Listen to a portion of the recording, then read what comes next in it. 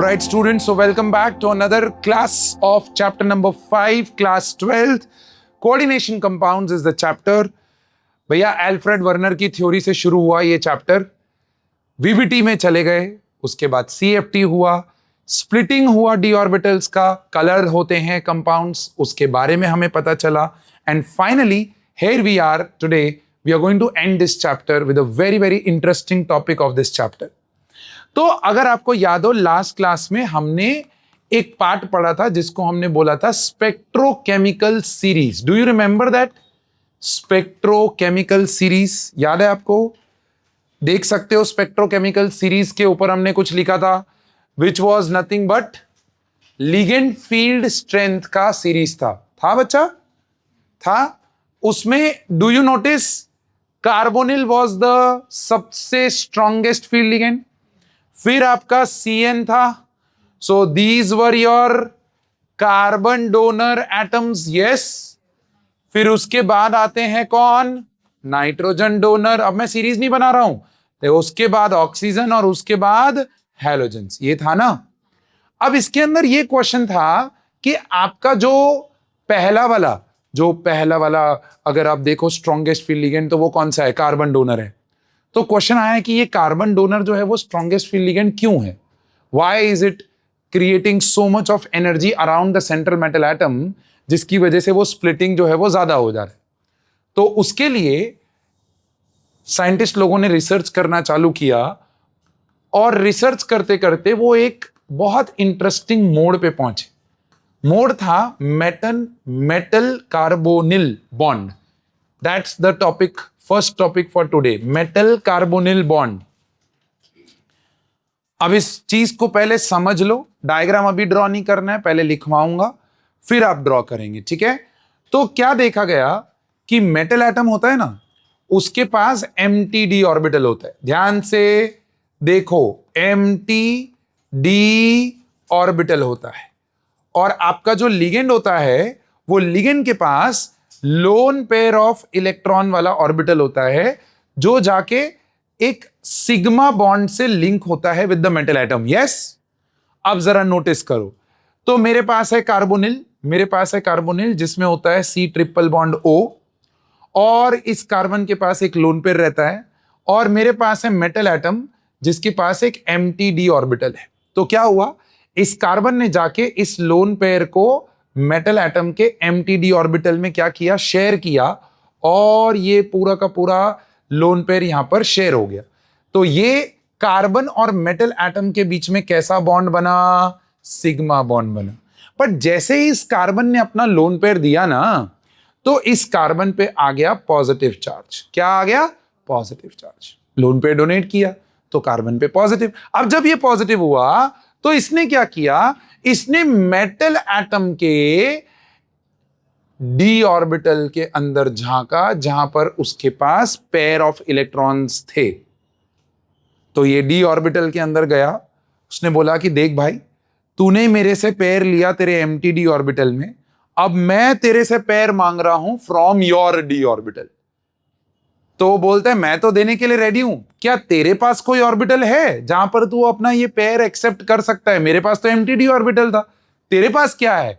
तो बोला देख, मेरे पास वो ताकत है जो किसी भी और एटम के पास नहीं है.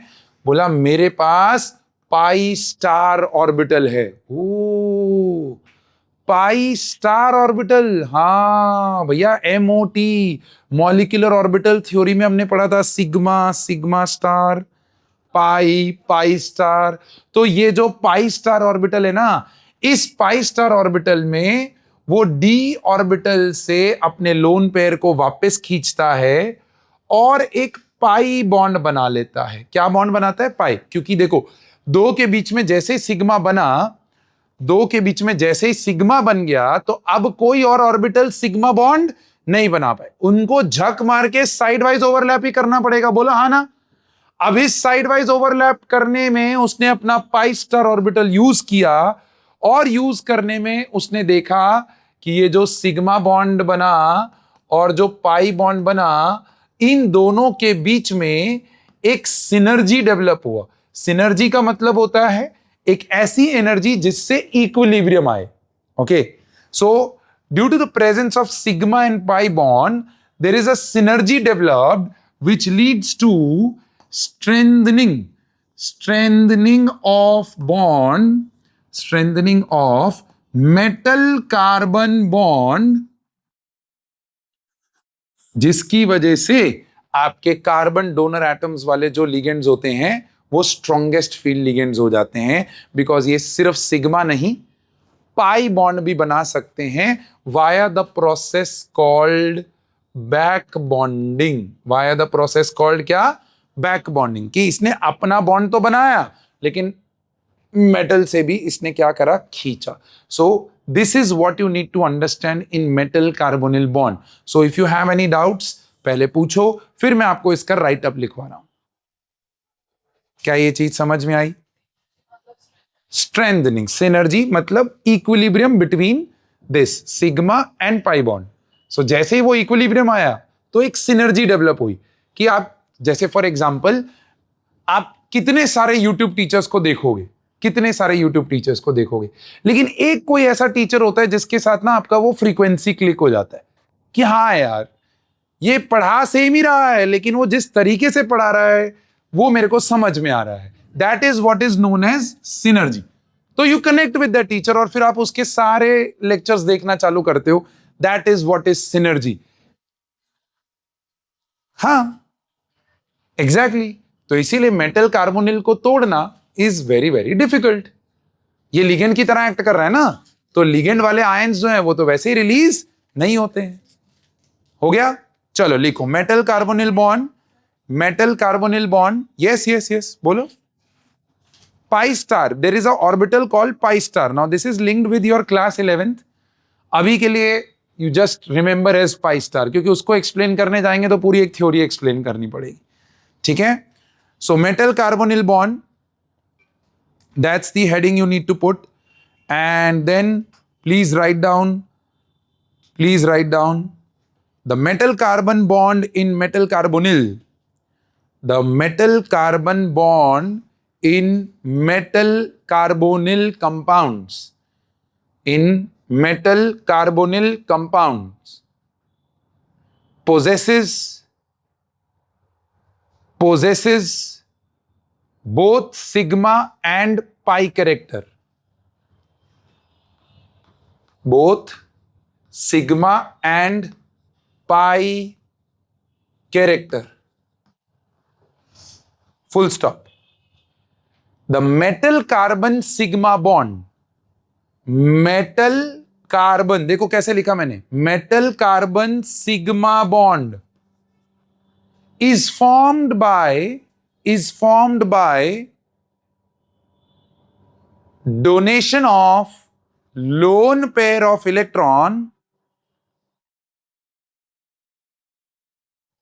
is formed by donation of lone pair of electron from carbon to metal atom। देखो यार मेरी आवाज जहां एम्फेसिस में चली जाती है उस चीज को समझो, ये एमसीक्यू क्वेश्चन है direct. The sigma bond, metal carbon sigma bond is formed by donation of lone pair of electrons from carbon to metal atom, from carbon to metal atom. Whereas the metal carbon pi bond, the metal carbon pi bond is formed by donation of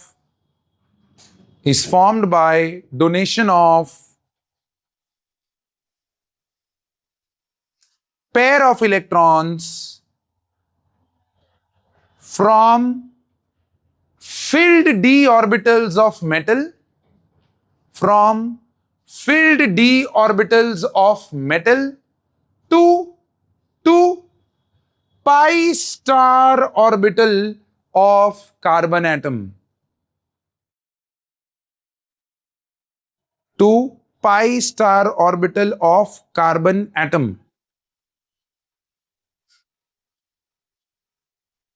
Full stop। This metal to carbon sigma pi bond combination, this metal to carbon sigma pi bond combination leads to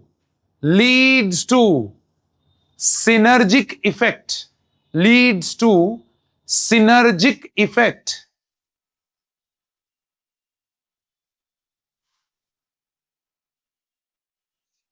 and strengthening the bond between metal and carbon, and strengthening the bond between metal and carbon.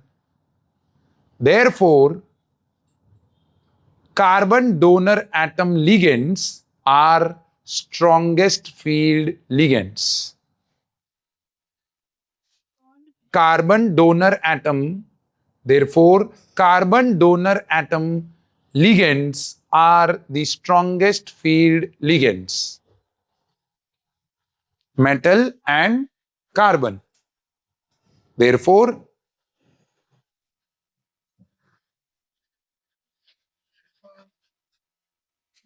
carbon donor atom ligands are the strongest field ligands. पर done, diagram बनाओ ये वाला, चलो diagram बनाओ अब ये वाला, बहुत इंपॉर्टेंट है। तो मेटल कार्बोनिल बॉन्ड को दिखाने का तरीका और लिखने का तरीका दोनों मैंने आपको बता दिया।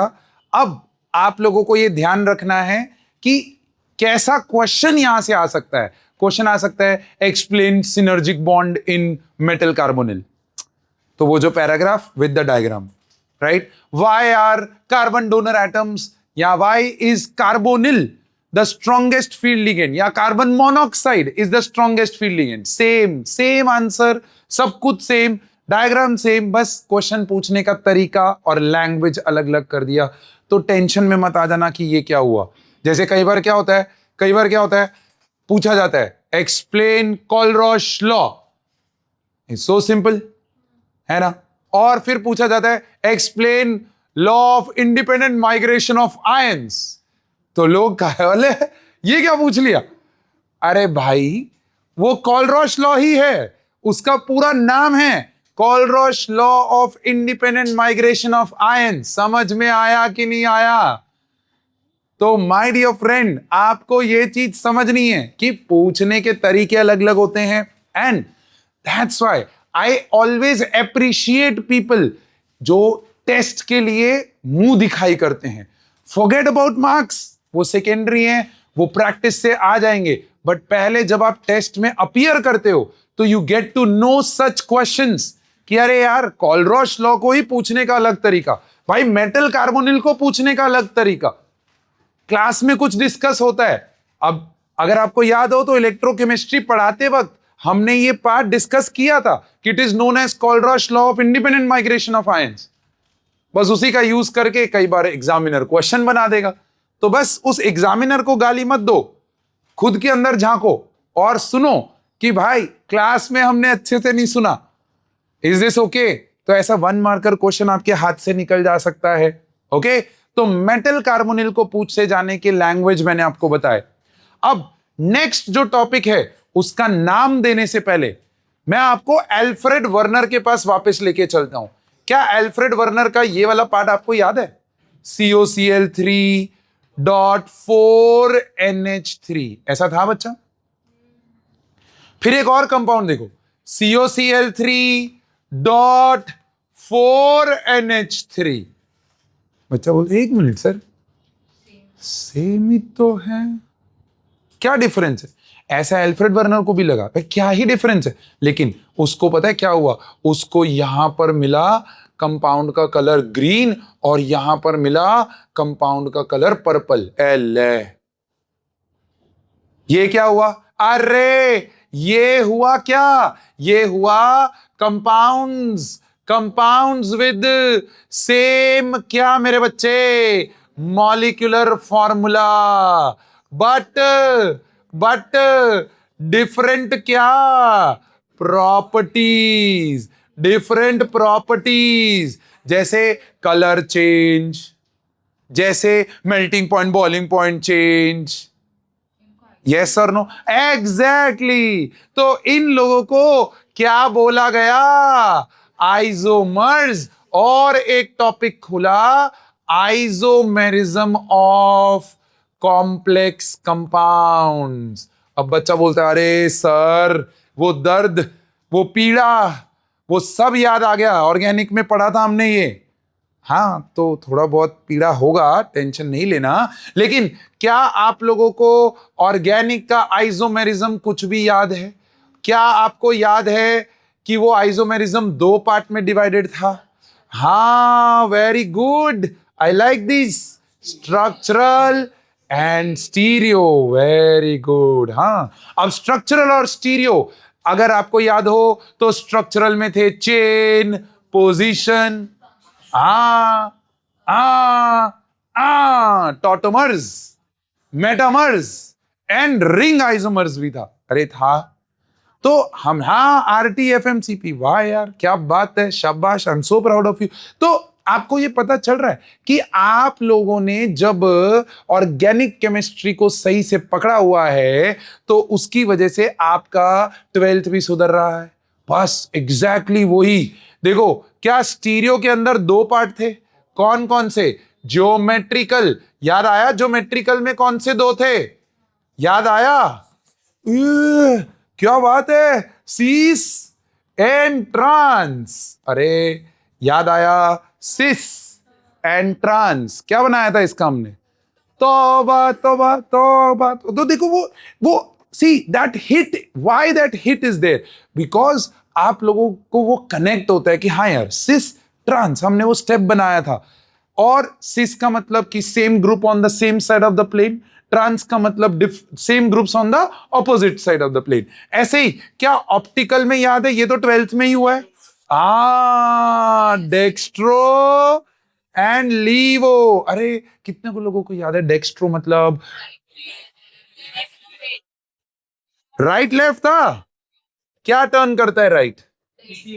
डेक्स्ट्रो राइट टर्न करता है, बट क्या? PPL, plane polarised light. और लीवो लेफ्ट। Very good. तो देखो, डेक्स्ट्रो लीवो, और इन दोनों को मेरे प्यारे दोस्त इनैंशोमर्स बोला जाता था। What are enantiomers? Non superimposable mirror images. आप देख रहे हो बच्चा, आप देख रहे हो आप लोगों का तैयारी कितना तगड़ा हो रहा है। चैप्टर 6 को करे कितना टाइम हो गया, लेकिन देखो कितने शांति से और बढ़िया से किया था कि अब आपको याद भी आ रहा है। सरप्राइज टेस्ट, और देखो सरप्राइज टेस्ट में आप पास होते जा रहे हो। एग्जैक्टली यही हमने ऑर्गेनिक में किया था। एग्जैक्टली स्ट्रक्चरल वाला जो वहां पर किया था, चेन, फंक्शनल पोजीशन, एग्जैक्टली वही नहीं है यहां पर। टेंशन मत लो, यहां पर थोड़ा सा डिफरेंस है। यहां पर आपका लिंकेज आइसोमर आएगा, आयोनाइजेशन आइसोमर आएगा, सॉल्वेट आइसोमर आएगा, and last but not the least coordinate isomer आएगा। बहुत सिंपल है, बहुत आसान है। इस चार्ट को पहले अपने दिमाग में डालो, लिखना कुछ नहीं आपको, सिर्फ आइसोमेरिज्म ऑफ कॉम्प्लेक्स कंपाउंड लिखना है। फिर आपको हेडिंग डालनी है स्ट्रक्चरल आइसोमर्स। हेडिंग डालोगे स्ट्रक्चरल आइसोमर्स, एंड उसमें आप पहला हेडिंग लिखोगे लिंकेज। पहला हेडिंग लिखोगे लिंकेज। अच्छा, नाम से कुछ पता चल रहा है? नाम से कुछ पता चल रहा है, something is related to link. तो मुझे एक बात बताओ, इस पूरे चैप्टर में किन दो स्पीशीज के लिंकिंग के बारे में बात कर रहे हैं? मेटल और लिगेंड की लिंकिंग की बात हो रही थी, बोलो हाँ ना? ऐसा सोचो और बताओ कि ऐसा कौन सा लिगेंड है जो अपना लिंक चेंज कर सकता है? CN, NO2, very good. NCS, SCN, yes और नो? अरे भाई, ये तीन लिगेंड्स को क्या बोला जाता है? हाँ, तो अब देखो देखो, linkage isomerism is the isomerism which arises in, this isomerism arises in, ऐसा लिखो, this isomerism arises in coordination compounds containing ambidentate ligands containing ambidentate ligands। अब देखो एग्जाम्पल को समझो मेरे दोस्त, एग्जाम्पल को समझो। उसने आपको एक कॉम्प्लेक्स दिया, वो बोला मेरे पास एक कॉम्प्लेक्स है K4FeCN6 ऐसा करके एक कॉम्प्लेक्स है। वो बोलता है which isomerism will be shown by this complex ABCD। और ABCD में 4 ही तो ऑप्शन है अपने पास, देखो ये रहा ABCD। तो उसमें आपको क्या नोट करना है कि अगर मेरे कॉम्प्लेक्स में एम्बीडेंटेड लिगेंड है तो वो लिंकेज आइसोमेरिज्म दिखाएगा। और इसका लिंकेज आइसोमर कैसा दिखेगा मेरे दोस्त? K4FeN6 दिख रहा है? क्या चेंज हो गया? लिंकेज चेंज हो गया, बट क्या मॉलिक्यूलर फॉर्मूला में कोई चेंज है? नहीं। यहां पर एक 4K, यहां पर एक Fe, यहां पर 6N, यहां पर 6N, यहां पर 6C, यहां पर 6C, सब कुछ सेम है, बट लिंकेज अलग होने की वजह से प्रॉपर्टीज अलग हो जाएंगी। बोलो हाँ ना? दैट्स इट, कहानी खत्म। सेकंड देखो, फटाफट होगा, बहुत इजी है, एकदम आसान। सेकंड क्या है? Ionisation isomer. अरे भाई नाम से कुछ पता चल रहा है, किससे रिलेटेड होगा ये? आयन से रिलेटेड होगा। अब समझो, इधर देखो, समझो सब लोग यहां पर। मानो मैंने आपको एक कॉम्प्लेक्स दिया COEN ट्वाइस Cl2Br, ऑब्जर्व करना। और दूसरा कॉम्प्लेक्स दिया जिसमें मैंने COEN twice ClBr and Cl। क्या दोनों में डिफरेंस नजर आ रहा है? क्या दोनों में डिफरेंस नजर आ रहा है? क्या डिफरेंस है? काउंटर आयन का डिफरेंस है। यस, काउंटर आयन का डिफरेंस। इस बंदे को अगर आपने पानी में डाला, ओए इस बंदे को अगर आपने एक्वस सॉल्यूशन में डाला और उसको AgNO3 दिया, क्या दिया बच्चा? तो क्या ये Br के साथ रिएक्ट करके AgBr बनाएगा? क्या ये लाइम येलो PPT देगा? और अगर आपने इस बंदे को एक्वस AgNO3 सॉल्यूशन में डाला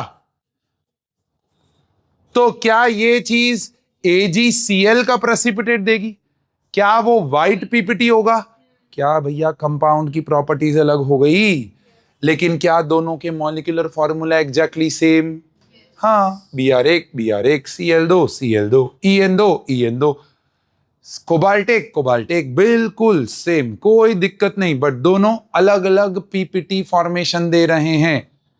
ऐसे को हम लोग क्या बोलेंगे?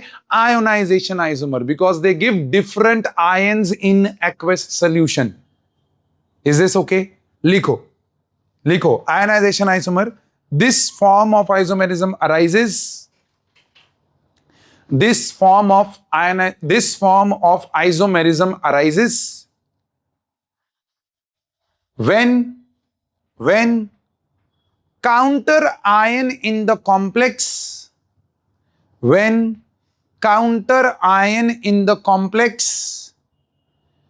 can displace a ligand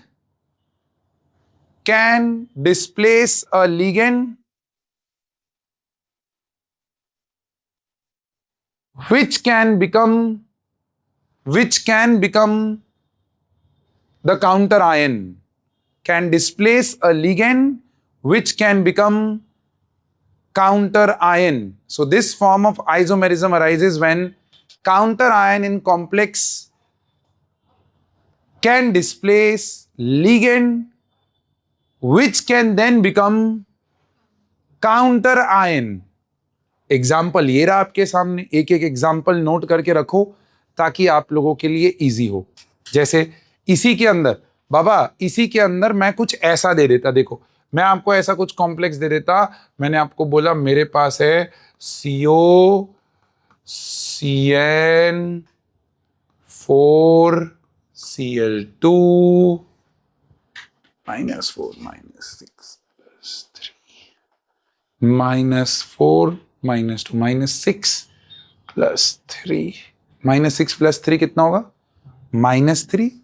अरे होगा ना? हाँ, -3, और यहां पर डाल दिया K3। उसको स्टेबलाइज करने के लिए K3 चाहिए होगा। ओके, अब सोचो सोचो, कौन सा आइसोमेरिज्म पॉसिबल है, लिंकेज या आयोनाइजेशन या बोथ? क्या बोथ पॉसिबल है? क्या बोथ पॉसिबल है? देखो भैया, यहां पर इसको तो चेंज करके मैं लिंकेज बना सकता हूं, यस, लेकिन बच्चा सोच रहा है सर Cl को बाहर ले आओ, K को अंदर ले आओ, नॉट पॉसिबल, क्योंकि K is not a potential ligand भैया, K लिगेंड नहीं है। तो बाहर जो काउंटर आयन है वो भी एक पोटेंशियल लिगेंड होना चाहिए, और अंदर जो लिगेंड है वो एक पोटेंशियल काउंटर आयन बनना चाहिए। अब यहां वो कैपेबिलिटी है कि ये काउंटर आयन बन सकता है, लेकिन क्या ये एक पोटेंशियल लिगेंड बन सकता है? Not at all. सो यहां पर आपका आयनाइजेशन पॉसिबल नहीं है। Are you with me? पक्का? श्योर है?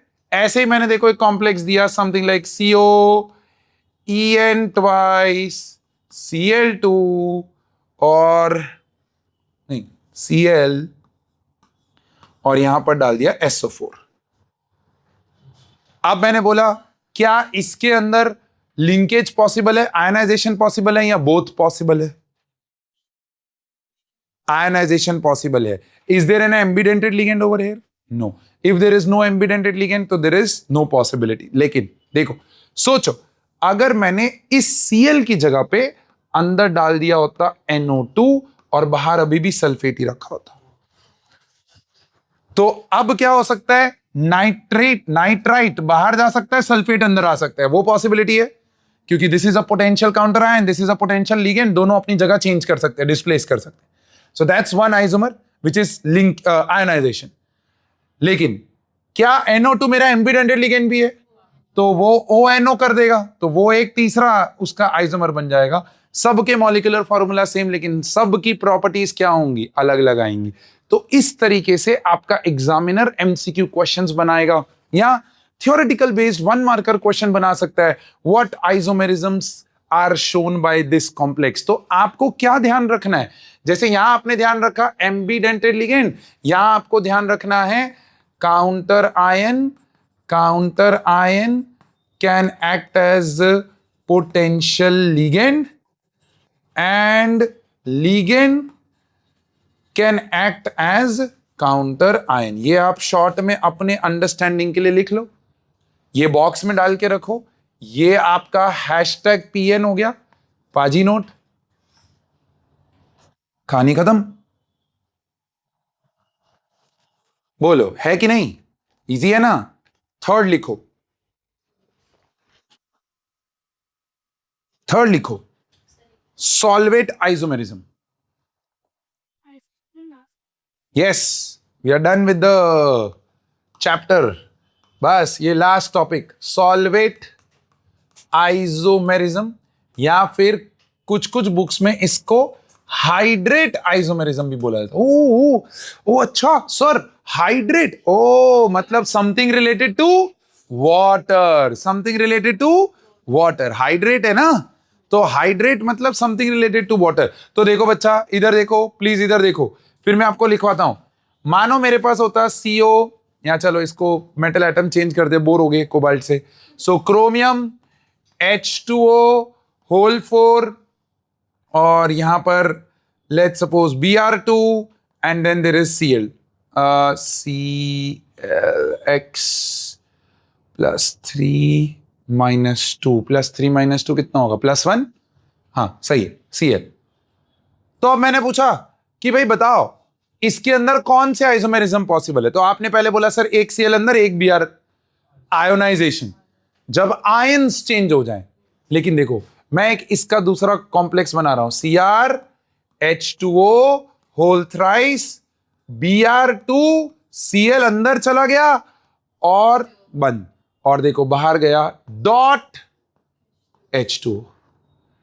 तो अब मॉलिक्यूलर फॉर्मूला सेम, लेकिन अब ये पानी जो है, जो पहले एज अ लिगेंड एक्ट कर रहा था, वो अब एज क्या एक्ट कर रहा है? सॉल्वेंट की तरह एक्ट कर रहा है। वाटर ऑफ क्रिस्टलाइजेशन बोलते हैं इसको, याद आया? हाँ, तो ये वाटर ऑफ क्रिस्टलाइजेशन जो है, this can be removed as a solvent from the complex, that's where hydrate, यहां सॉल्वेट आइसोमेरिज्म आता है। लिखो लिखो, solvate isomerism is a special ionization isomer, is a special ionization isomer in which isomers differ by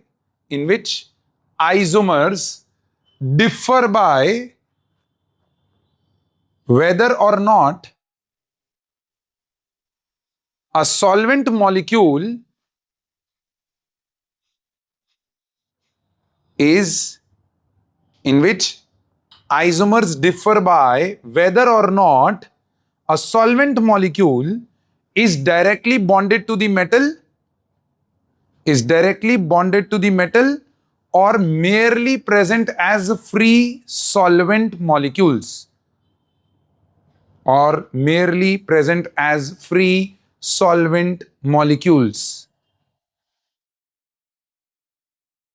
in the crystal lattice. और उसके बाद ये वाला एग्जाम्पल, तो जिंदगी में जब भी एग्जाम्पल देखोगे ऊपर की जो कॉम्प्लेक्स लैंग्वेज है वो तुरंत समझ में आनी चालू हो जाएगी। अब यहां पर पानी एज अ लिगेंड एक्ट कर रहा है और यहां पर पानी एज अ सॉल्वेंट, तो ये रिमूव हो सकता है, ये रिमूव नहीं हो सकता है, तो भैया दोनों की प्रॉपर्टीज अलग हो जाएंगी। यस, आइसोमर्स अगर बनाने हैं तो हम अंदर H2O होल ट्वाइस लिख के फिर बाहर भी H2O। नहीं वो नहीं कर सकते हो, क्योंकि H2O अगर अंदर होल ट्वाइस हुआ तो बाहर से कोई लिगेंड जो है वो अंदर आना चाहिए ना। मान कि ऐसा कुछ होता कि ये Br2 होता, Br होता और यहां पर Cl2 होता, तो अब हो सकती थी पॉसिबिलिटी कि 2 बार Cl अंदर गया, 2 बार H2O बाहर आया। Is this okay? बट अभी के लिए this is the example for you guys to keep it very simple and help you understand how the molecules move around. Ionization isomer में सॉल्वेंट आइसोमेरिज्म नहीं, this is अलग, पूरा third isomerism है, but it is very similar to ionization. वहां 2 ions का exchange हो रहा है, यहां आयन और वाटर मॉलिक्यूल का एक्सचेंज हो रहा है। So it's a special kind of ionization isomer जो पानी करता है। अरे बोलो है कि नहीं? चलो फोर्थ देखें, लिखो कोऑर्डिनेट आइसोमेरिज्म। अब ये कब आएगा? when this form of isomerism arises, when the cationic and anionic part, of the coordination compounds are complex entities,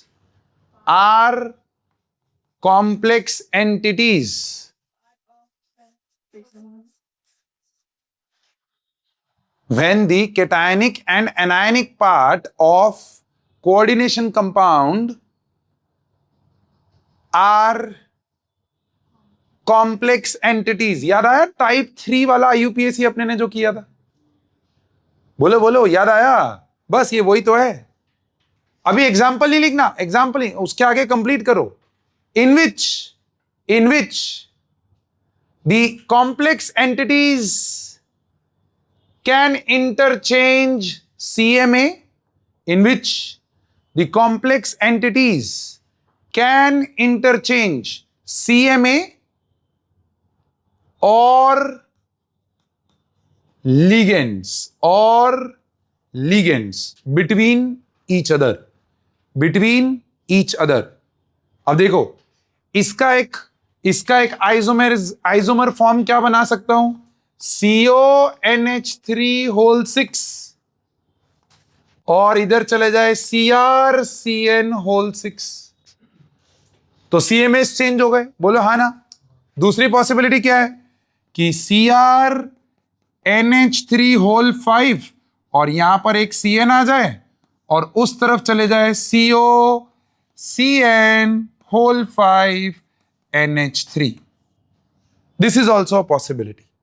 तो कोऑर्डिनेट आइसोमेरिज्म के अंदर आपके लिगेंड्स या CMAs जब इंटरचेंज कर जाएं तो वो कोऑर्डिनेट आइसोमेरिज्म का पार्ट बनेंगे। यस, लिंकेज नहीं है बच्चा, ये लिंकेज में same ligand changes it's donor atom, changes it's donor atom. यहां डोनर एटम का चेंज नहीं हो रहा है, यहां CN ही रह रहा है, CN ही रह रहा है। हाँ, क्या इसमें से एक और पॉसिबल आइसोमर बन सकता है? हाँ, लिंकेज बन सकता है जब ये CN&C हो जाए। तो अगर आपको ये कॉम्प्लेक्स देके कोई बोल दे व्हाट आर द पॉसिबल आइसोमेरिज्म्स, तो भैया ऑप्शन में अगर लिंकेज दिख रहा है तो पॉसिबल है बिकॉज ऑफ द CN, और अगर ऑप्शन में लिंकेज और कोऑर्डिनेट दोनों दिख रहा है तो both A and B। Yes, नहीं, आयनाइजेशन कैसे होगा? यहां आयंस डिफरेंट नहीं हो रहे हैं, कॉम्प्लेक्स एंटिटीज हैं, वो आयंस तो सेम ही रह रहे हैं। डिफरेंस क्या हो रहा है? सेंट्रल मेटल एटम का क्या interchanging with between the ligands. Done, that's all with the structural isomers. Structural isomers यहां पर कंप्लीट होता है। फिर आता है हमारा ज्योमेट्रिकल आइसोमर्स, स्टीरियो आइसोमर्स, जिसमें ज्योमेट्रिकल आइसोमर्स पहला हेडिंग डलेगा, स्टीरियो आइसोमर्स। अच्छा, don't put the heading, just hold on, stereo isomerism heading डालो, स्टीरियो आइसोमेरिज्म हेडिंग डालो। डन। फिर आते हैं हम स्टीरियो आइसोमेरिज्म। अब मुझे एक बात बताओ, स्टीरियो आइसोमर्स में हमने अभी अभी देखा कि एक आपका ऑप्टिकल पॉसिबल है और दूसरा आपका ज्योमेट्रिकल पॉसिबल है। अच्छा, कौन कौन सी ज्योमेट्रीज देख रहे हैं हम यहां पर? आला, कौन कौन सी? हाँ, कौन कौन सी geometry of the complex compound? Octahedral, tetrahedral and मेरे प्यारे दोस्त tetrahedral, and last one is square planar. कैसा बच्चा? Square planar.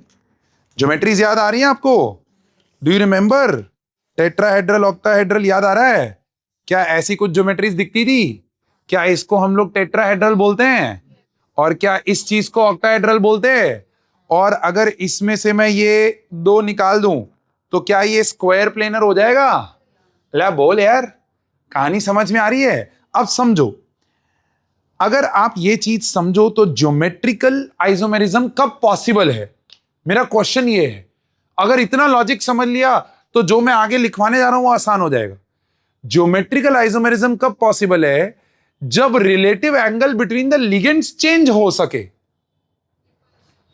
जब एंगल ही चेंज नहीं हो सकता तो सिस और ट्रांस की कहानी कहां से आई? Are you getting my point? कि मानो मैं एक सिंपल सा एग्जांपल ले रहा हूं कि मानो मेरे पास एक मेटल एटम है और उसके अराउंड लिगेंड ए है, उसके अराउंड लिगेंड ए है, उसके अराउंड लिगेंड बी है, उसके अराउंड लिगेंड बी है। ओके, अब क्वेश्चन ये है कि क्या इसमें सिस और ट्रांस पॉसिबल है? तो बच्चा बोलता है हाँ ना सर, इन दोनों को चेंज कर दो तो ए और A opposite side of the plane पे चले गए, बी और बी ऑपोजिट साइड पे। यहां देखो, दोनों के बीच में पहले एंगल कितना था? 90। अब ये दोनों के बीच में एंगल कितना हो गया? 180। बट मुझे एक बात बताओ, टेट्राहेड्रल ज्योमेट्री में लिगेंड्स के बीच में एंगल क्या रहता है? Is there any change in any angle? आप इसको कैसे भी घुमा लो, ये 109.5 degree. So due to the relative angles being same, आपका टेट्राहेड्रल ज्योमेट्री जो है वो ज्योमेट्रिकल आइसोमेरिज्म नहीं दिखाता। Point number one, square planar कैसे दिखाएगा? सोच, स्क्वायर प्लेनर कैसे दिखाएगा वो मैं आपको दिखाता हूं कि स्क्वायर प्लेनर कैसे दिखाएगा। देखो, क्या ये सिस की ट्रांस? क्या ये सिस की ट्रांस? दो ग्रीन ऑपोजिट साइड पे, दो व्हाइट ऑपोजिट साइड पे। लेकिन अगर मैं ये चीज चेंज करके ये लिगेंड को इधर ले आऊं और ये लिगेंड को नीचे ले जाऊं तो क्या ये चीज सिस हो जाएगी? क्यों हो रही है? क्योंकि यहां पर ये और ये के बीच में जो एंगल है वो 180 है और इन दोनों के बीच में एंगल क्या है? 90 है। सो रिलेटिव एंगल्स डिफरेंट हो सकते हैं इस ज्योमेट्री में, जो कि टेट्राहेड्रल में पॉसिबल नहीं है। वो एक कहानी समझ में आ रही है? दूसरा चीज, भैया टेट्राहेड्रल जो होता है उसके अंदर हमेशा एक ऐसा प्लेन ऑफ सिमेट्री मिलेगा जिसके अराउंड अगर आप उस मॉलिक्यूल को काटो तो वो मिरर इमेज बना रहा होगा। Always you will get this. और किसी भी कंपाउंड में अगर प्लेन ऑफ सिमेट्री होता है, प्लीज ध्यान से सुनना, ये वर्ड आधे लोगों को पता नहीं होगा और मैं बता रहा हूं आपको ये पता करने की भी अभी जरूरत नहीं है, बस इतना ध्यान रख लो। POS अगर किसी भी ज्योमेट्री में है तो भैया वो क्या, वो कभी भी ऑप्टिकल आइसोमेरिज्म नहीं दिखा पाएगा। सेम ऐसे ही सोचो, स्क्वायर प्लेनर में मेरे पास सिस और ट्रांस पॉसिबल है, यस, तो ज्योमेट्रिकल तो पॉसिबल है, लेकिन आप देखो अब मैं इसमें आपको समझा पाऊंगा क्या, इसके अंदर इस पूरे कॉम्प्लेक्स को मैं ये वाले प्लेन से काटूं, ऐसे काटूं इसको, तो क्या ऊपर और नीचे वाला हिस्सा एक दूसरे का मिरर इमेज हो जाएगा? और अगर वो मिरर इमेज हो गया तो क्या इस कॉम्प्लेक्स के अंदर प्लेन ऑफ सिमेट्री आ गया? और अगर वो आ गया तो उसके अंदर ऑप्टिकल पॉसिबल नहीं होगा। So POS is plane of symmetry. अरे POS समझ में आया? अरे बहुत ध्यान से समझना। तो ऑक्टाहेड्रली एक ऐसी कॉम्प्लेक्स ज्योमेट्री है जिसमें ज्योमेट्रिकल भी दिखेगा और ऑप्टिकल भी दिखेगा। Are you with me? अरे भाई कोऑर्डिनेशन नंबर 6 हो तो वो ज्योमेट्रिकल की ऑप्टिकल? हाँ दोनों होगा ऑब्वियसली, बट अगर मैं बोलूं कोऑर्डिनेशन नंबर 6 हो, वो ज्योमेट्री ऑक्टाहेड्रल की टेट्राहेड्रल? ऑक्टाहेड्रल, क्योंकि कोऑर्डिनेशन नंबर 6 होता है यहां पर, यस और नो। ये तो मेरे कोई काम का रहा ही नहीं, क्योंकि ये भाई साहब तो कुछ भी नहीं दिखा रहे।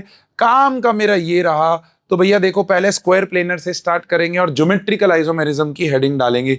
Now you will put heading as geometrical isomerism. So geometrical isomers, जिसमें हम पढ़ने जा रहे हैं कोऑर्डिनेशन नंबर 4, और उसमें भी आपका square planar geometry. Please put down this heading, coordination number 4 square planar geometry. अब देखो स्क्वायर प्लेनर ज्योमेट्री में मैं आपसे यह पूछ रहा हूं कि मानो मेरे पास मेटल एटम है और उसके अंदर मोनोडेंटेड लिगेंड्स हैं A, और ये चारों के चारों A ही हैं। तो मुझे एक बात बताओ, सोच के बोलना, क्या इस मेटल एटम के अराउंड A क्या इसका सिस और ट्रांस पॉसिबल है? नहीं। क्यों? सेम ही है ना सर, आप कैसे भी अरेंज कर लो, हर बार 2A के बीच में 180 रहेगा और 2A के बीच में 90 रहेगा। सो यहां ऐसा कोई कॉम्प्लेक्स आ जाए तो उसमें पॉसिबिलिटी नहीं है। लेकिन अगर मैं इसी कॉम्प्लेक्स को ऐसा करूं कि 3 एक जैसे लिगेंड और एक डिफरेंट लिगेंड MA3B ऐसा करके हो जाए। अब ये सारे मोनोडेंटेड लिगेंड्स है, ठीक है? तो देखो मैंने यहां पर वो बनाया M, ये आ गया A और यहां पर कौन होगा? B। सोचो क्या इसमें सिस और ट्रांस पॉसिबल है? क्या इसमें सिस और ट्रांस पॉसिबल है? नहीं।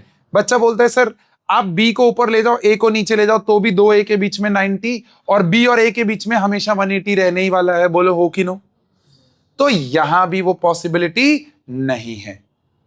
तो आप समझो स्क्वायर प्लेनर ज्योमेट्री में भी अगर आपको ज्योमेट्रिकल आइसोमर चाहिए तो आपको मिनिमम मेटल एटम के साथ 2 मोनोडेंटेड लिगेंड सेम टाइप के और 2 मोनोडेंटेड लिगेंड डिफरेंट टाइप के चाहिए।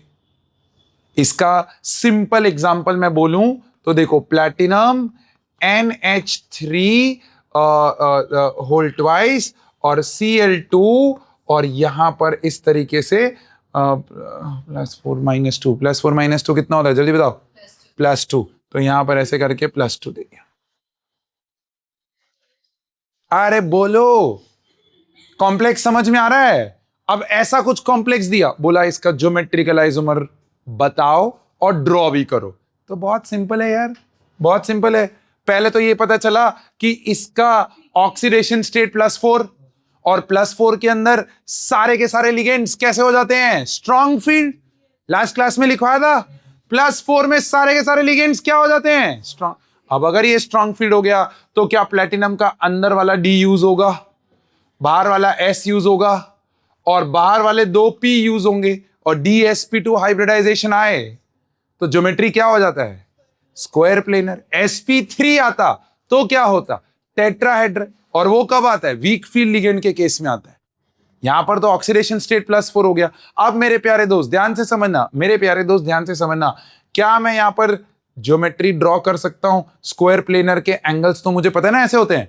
अब दिखाना क्या है, एक में NH3 Cl और दूसरे में PT और यहां पर आ जाएगा NH3 और यहां पर आ जाएगा NH3 और ऊपर चला जाएगा Cl और Cl। बोलो कहानी समझ में आई? इसमें से सिस कौन ट्रांस कौन, जल्दी बताओ। ये वाला सिस और ये वाला ट्रांस, और done. So this is square planar. अब बच्चा बोलता है सर अगर 3 ए की जगह, 2 ए की जगह पे 1 ए हो और 3 बी हो तो वो तो ऐसा ही टाइप हो गया ना, वो तो ऐसा ही टाइप हो गया, उसमें भी पॉसिबल नहीं। But there is another possibility, जहां पर ये पॉसिबल है इसको थोड़ा सा इसी स्क्रीन पे रखते हैं ताकि स्क्वायर प्लेनर एक जगह पे कंप्लीट हो, जिसमें मैंने एग्जांपल लिया MABCD, चारों के चारों लिगेंड्स अलग हो गए। क्या हो गए, चारों के चारों लिगेंड्स अलग हो गए। तो पॉसिबिलिटी है इसमें, हाँ बिल्कुल पॉसिबिलिटी है। देखो क्या मेटल, ये A, ये B, ये C और ये D हो जाएगा। अब बच्चा A को फिक्स कर दो, किसको फिक्स कर दो, A को जैसे ही फिक्स किया तो देखो बाकियों को क्लॉकवाइज रोटेट कर लो या एंटी क्लॉकवाइज रोटेट कर लो, सेम ही आएगा आंसर। तो क्लॉकवाइज रोटेट किया तो D यहां, B यहां, C यहां, क्या ये एक दूसरा आइसोमर बनेगा, क्योंकि यहां A और C में कैसा एंगल था 180, यहां A और C में कैसा हो गया 90। क्या एक बार और रोटेट करूं तो काम बनेगा, C इधर, B इधर, D इधर, अले बोल नहीं सॉरी, D इधर और B इधर, रोटेशन पता चल रहा है। तो देखो क्या यहां पर A और D में 90 था, क्या यहां पर भी A और D में 90 है, लेकिन क्या यहां A और D में है। तो अब A और D को अगर मैं सब्जेक्ट बनाऊं तो क्या ये दोनों मेरे प्यारे दोस्त सिस हो जाएंगे और ये वाला क्या हो जाएगा, ट्रांस। तो जब MABCD हो तो उसमें से 2 सिस होंगे और 2 ट्रांस होंगे। अच्छा किसी भी 2 को सब्जेक्ट बनाओ, किसी भी 2 को सब्जेक्ट बनाओ तो 2 सिस आ जाएंगे उनके रिस्पेक्ट में और 1 ट्रांस होगा। सो this is coordination number 4, geometrical isomerism in coordination number 4, square planar geometry. क्या इसके अंदर ऑप्टिकल ज्योमेट्री होती है, क्या इसके अंदर ऑप्टिकल आइसोमेरिज्म होता है, नहीं होता है। Why, because there is a plane of symmetry. ऐसे अगर हम काटे स्क्वायर प्लेनर को तो उसमें प्लेन ऑफ सिमेट्री आ जाता है। Are you with me, done, okay. फिर बात करते हैं कोऑर्डिनेशन नंबर 6 की। कोऑर्डिनेशन नंबर 6 पहले समझ लो, कोऑर्डिनेशन नंबर 6 आराम से समझो। पहले कौन सी ज्योमेट्री हुई है, octahedral, stay with me, octahedral. अब इस ऑक्टाहेड्रल ज्योमेट्री में ध्यान से समझना, क्या ये मेटल एटम और इस मेटल एटम के अराउंड क्या आप लोगों को पता है कि एक ऊपर जाता होता है और एक नीचे, और यहां पर और यहां पर ये एक प्लेन में होते हैं।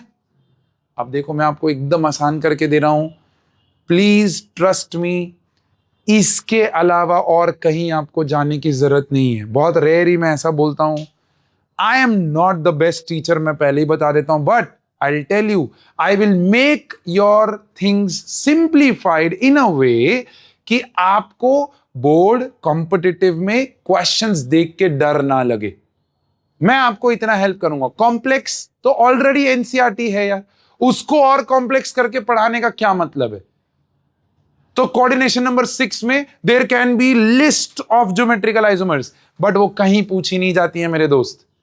इसको आराम से समझो, आराम से समझो। इसको मैंने पोजीशन नंबर 1 बोला, इसको पोजीशन नंबर 2 बोला, पोजीशन नंबर 3, 4, 5 एंड 6। अब समझने की कोशिश करो यहां पर, please try and understand this, try and understand this.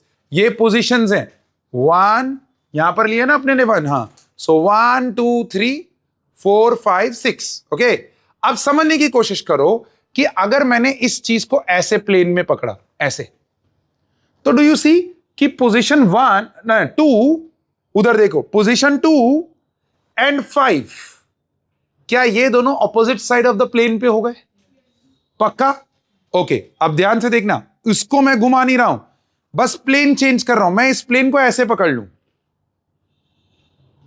तो क्या पोजीशन नंबर 1 एंड 4, क्या ये opposite side of the plane पे चले गए? ऐसे दिखा दूं, 1 एंड 4, दिख रहा है बच्चा?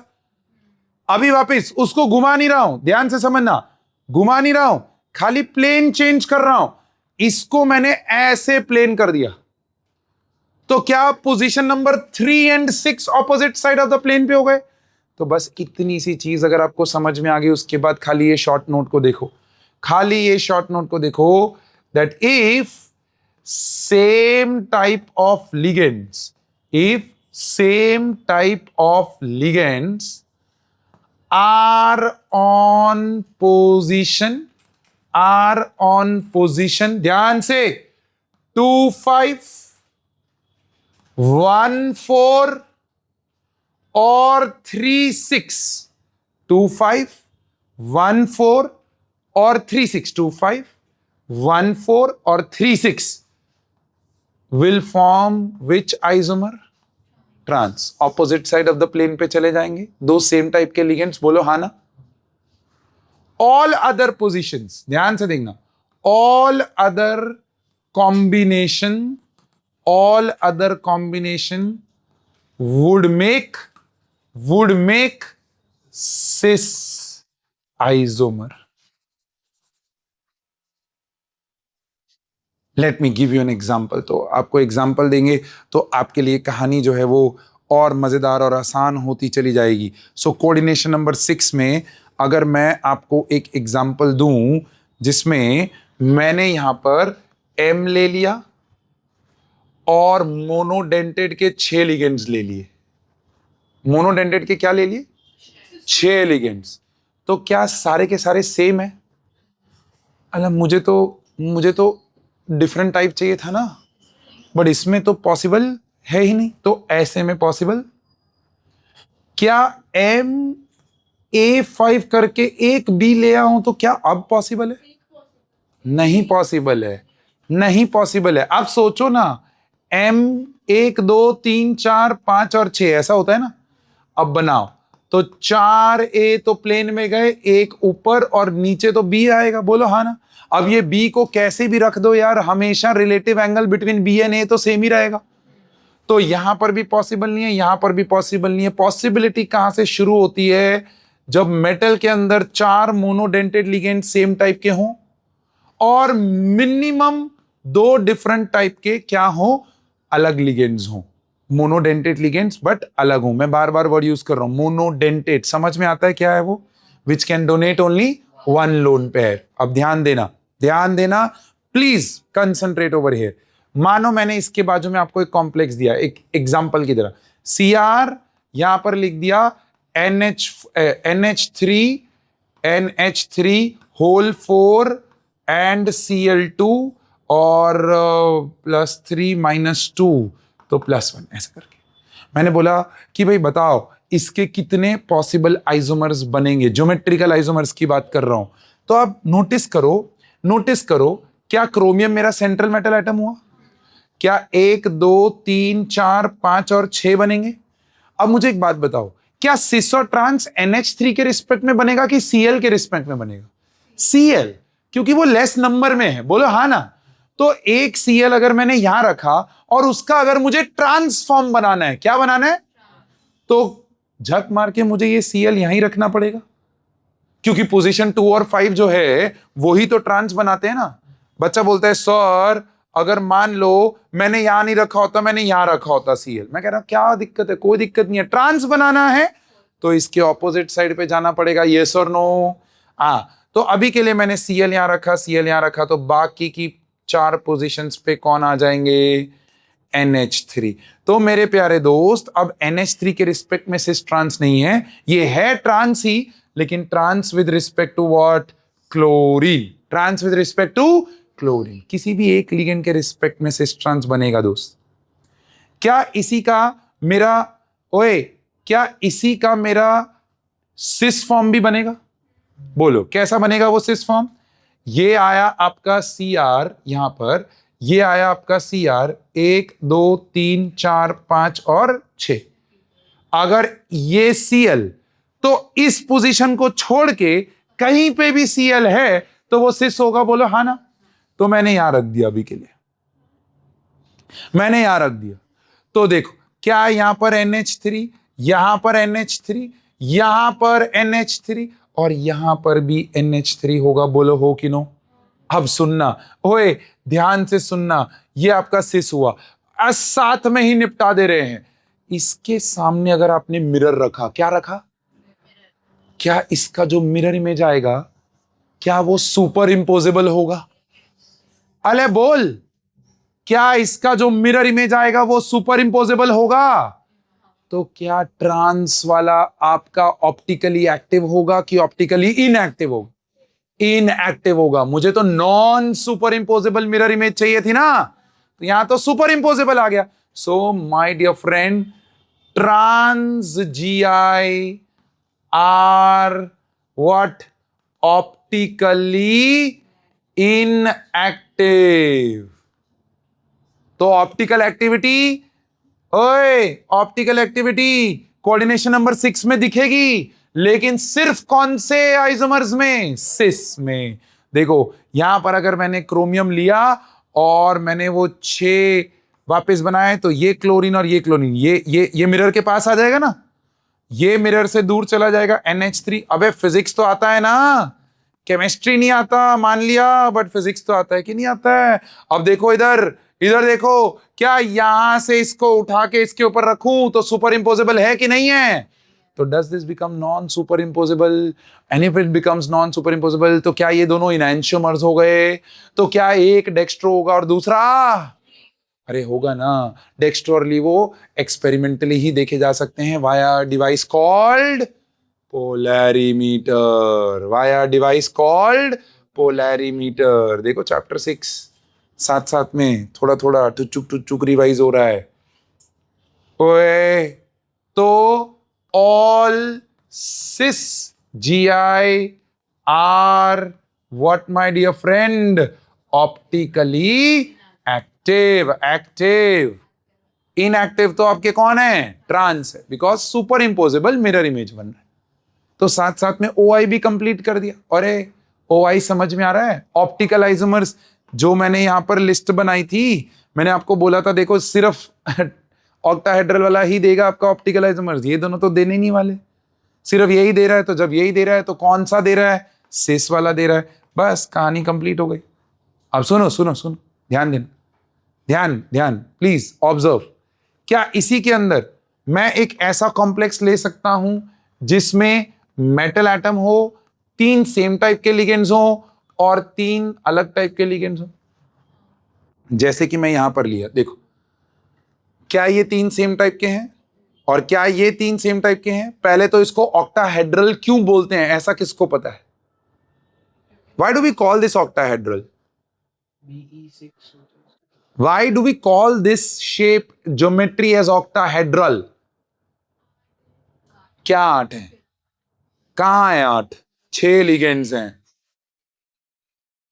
चार इजल और 2 पर नीचे है तो 4 into 2 8। क्या कौन सा मैथ्स लगा रहे हो भाई? एस रामानुजन को बुलाना पड़ेगा कि ये कॉम्प्लेक्स इक्वेशन सॉल्व करके दो हमें। तो अब आप देख रहे हो बेसिक से हिले हुए हैं हमारे बेस। क्या 6? तो 6 हैं तो हेक्साहेड्रल होना चाहिए था ना। ऑक्टा मतलब क्या होता है? 8। ले भाई सुनो सुनो, क्योंकि ये यहां पर स्पेशल जो आने वाले हैं उसके लिए। क्या ये 3 मिला के एक ट्राइंगल बनाते हैं? एक फेज, दूसरा फेज, तीसरा फेज, एंड चौथा फेज, यस। और ऐसे ही 4 फेज नीचे होंगे। हेड्रल का मतलब होता है फेस, ऑक्टाहेड्रल का मतलब 8 मुख वाला। पिरामिड कैसे होगा यार, बता मुझे, पिरामिड ऊपर नीचे कैसे होता है, एक्सप्लेन कर मुझे। वो ट्रायंगल वाला। बट ऊपर नीचे पिरामिड कैसे होता है? So this is octahedron. Why? Because there are 8 faces. अब सुनो सुनो, ध्यान से सुनो इस चीज को, इसीलिए ये मॉलिक्यूल लेके आया हूं ताकि आपको ये इमेजिन हो सके, फिर ड्रॉ करूंगा तो कंफ्यूजन नहीं होना चाहिए। क्या मेरे ये जो 3 सेम टाइप के लिगेंड्स हैं, they lie on the corners of a face of octahedral, yes और नो? बोलो हाँ ना। और क्या ये वाले मेरे दूसरे फेज पे लाई कर रहे हैं 3? ऐसे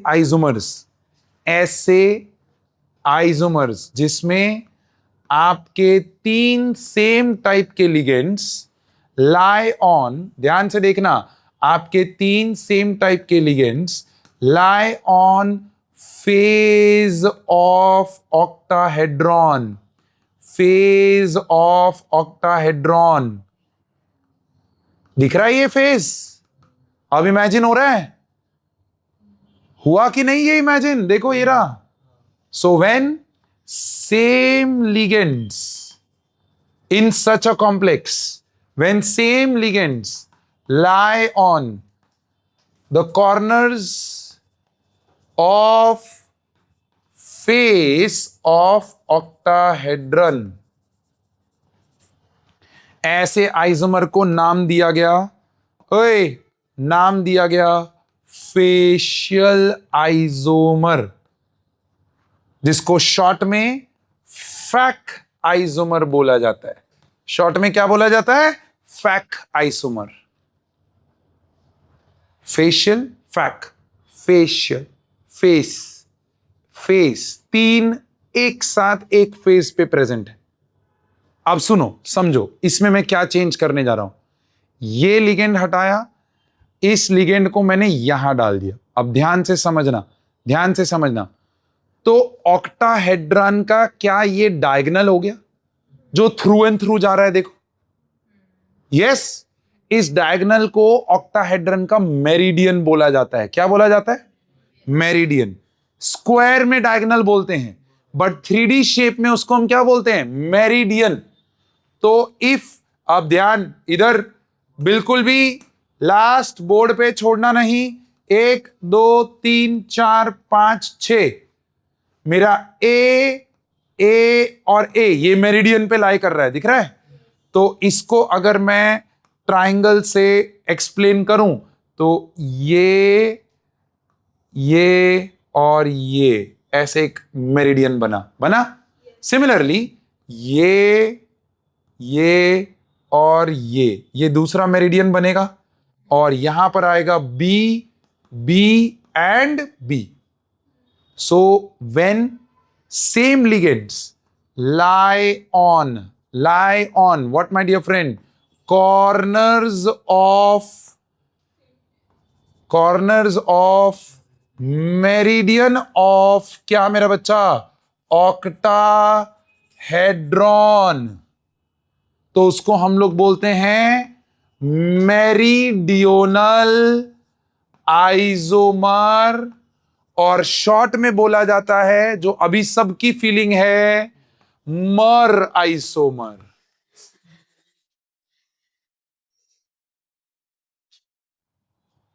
सो Ma3B3 इज द स्पेशल।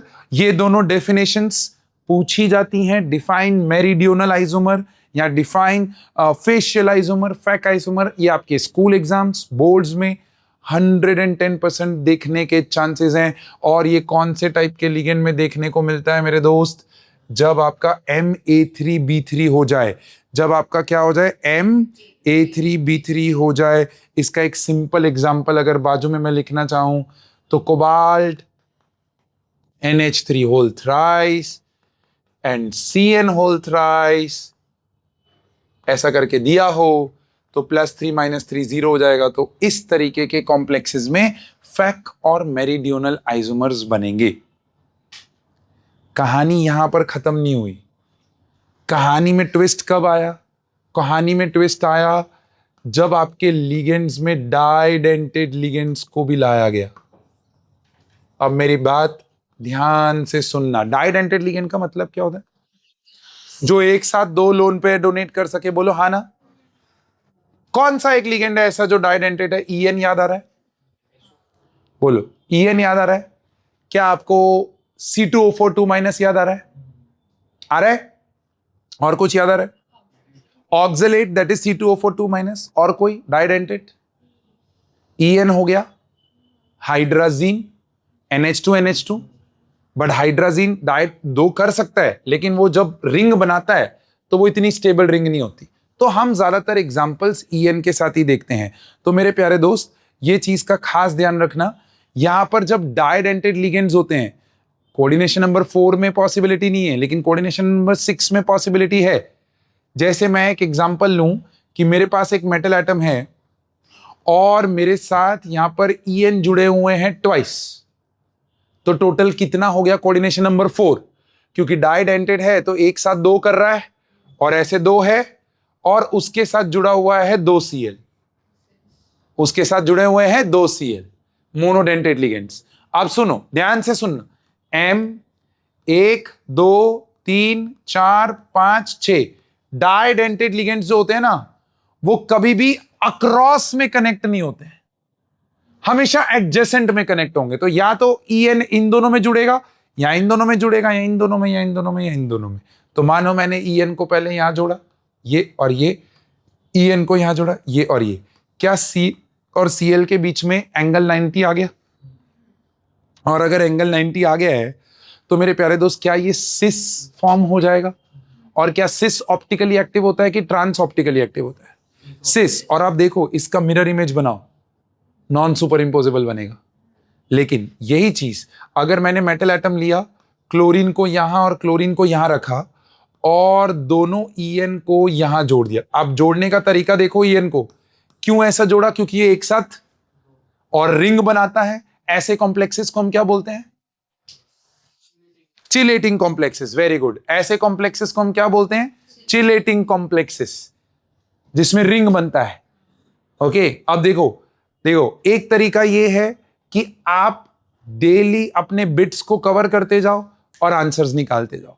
दूसरा तरीका है, आप लास्ट 15 दिन में प्रेशर लो और वो 15 दिन की मेमोरी आपके दिमाग में रहे, और फिर आप उसके बेसिस पे एग्जाम देके आओ। Choice is yours. Daily bits बनाओगे तो आपको अपने आप दिख रहा है कि क्लास में कौन सबसे फास्टेस्ट आंसर कर रहा है। और अगर आप उस बच्चे का चेक करोगे तो उसने रोज के 30 मिनट काउंटर्स मेरे से चेक करवाए हुए हैं, उसने रोज मेरे साथ गलतियां मार्क करवाई हुई हैं। तो choice is yours, how do you want to take. Last में जाके प्रेशर लेना, that's another kind of pressure, ले सकते हो, कोई प्रॉब्लम नहीं है। चिलेटिंग लिगेंड्स, इसका मिरर इमेज बनाओ, क्या सुपर इंपोजेबल हो जाएगा और ये ऑप्टिकली इनएक्टिव हो जाएगा। और वही तो मैंने लास्ट में लिखवाया कि ट्रांस वाले ऑप्टिकली इनएक्टिव होते हैं और सिस वाले ऑप्टिकली एक्टिव होते हैं। बट यहां पर डाइडेंटेड लिगेंड्स का भी एक बहुत बड़ा रोल है, and this is one such example. इस मेटल एटम की जगह पे आप Cr रख लो, कोबाल्ट रख लो, इसके बेसिस पे ऐसे एग्जांपल्स पूछे जाते हैं। Is that okay? क्लियर हुआ? तो इस तरीके से आपका जो मैं बोलूं ना, ये बहुत ही शॉर्ट में मैंने कंप्लीट कर दिया, बहुत ही शॉर्ट में, जितना आपको रिक्वायर्ड है। आप अगर देखने जाओगे ना तो there is enormous list of geometrical isomers in coordination number 6, but it is not required. Trust me, it is not required. So जितना यहां पर लिखा हुआ है उतना ही आपको लिख लेना है, ये पोजीशंस को समझना है, एंड ट्रस्ट मी, उतने से ही आपके क्वेश्चंस हो जाएंगे, which we will be doing in the next class. थोड़े तो मैंने एग्जांपल्स लिए यहां पर, बट और कैसे क्वेश्चंस लैंग्वेज में कैसे घुमाएगा आपका एग्जामिनर, वो मैं आपको दिखाऊंगा और बताऊंगा इन योर नेक्स्ट क्लास। यहां पर ऑफिशियली आपका chapter my dear friend complete हो चुका है।